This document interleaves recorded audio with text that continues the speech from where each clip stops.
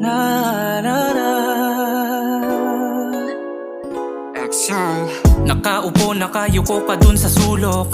Walang kibot imik habang may tumutulo. Sa mata mong nagtatanong paano nangyari nga mahalin ako'y wala bang pagkakataon. Lagi na lamang wasak itong damdamin kung kailan handa ko nang buuin. Nakaraan ay handa ng patawarin, tas ngayon sa maling tao pa rin. Ano ba yan? Ganun-ganunan na naman. Baliw-baliwan pagkatapos kagiliwan ay iiwan. Di mapigilan pag nagsimula ng panggigilan. Di mabilang ang balik at humiglinang. Dahil sa ilang ulit ko na sinakta ng sarili sa mali kong pagpili. Tapos sa hamunin ng hindi mo naisip sa isang bagay na ikaw ang nagpumili. Kung ako sa'yo, isipin mo na tong mabuti nang hindi ka na muling masugatan. Huwag kang tumalon kung di mo paabot, kaya nga may hagdan para di na mapilaya. Maghihilom din ang mga sugat na malalim sa damdamin natin.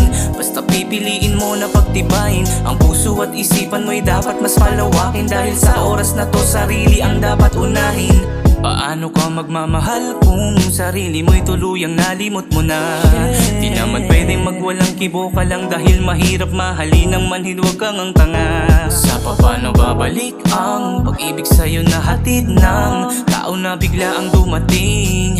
Dahil minsan kung sino pa yung hindi mo hiniling ay siya pa yung nakahanda kang mahalin. Kaya naman huwag sana mo na mapapanatili na durog pa rin ang puso mo na nilamig panandalian dahil sa may pagkukulang na lambing. Kaya naman huwag sana mo na mapapanatili na durog pa rin ang puso mo na nilamig panandalian dahil sa may pagkukulang na lambing. Kung ako sa'yo, isipin mo na tong mabuti nang hindi ka na muling masugatan. Huwag kang tumalon kung di mo paabot, kaya nga may hagdan para di na mapilaya.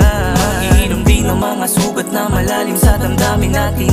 Basta pipiliin mo na pagtibayin ang puso at isipan mo'y dapat mas palawakin. Dahil sa oras na to sarili ang dapat unahin. Kung ako sa'yo, isipin mo na tong mabuti nang hindi ka na muling masugatan. Huwag kang tumalon kung di mo paabot, kaya nga may hagdan para di na mapilaya.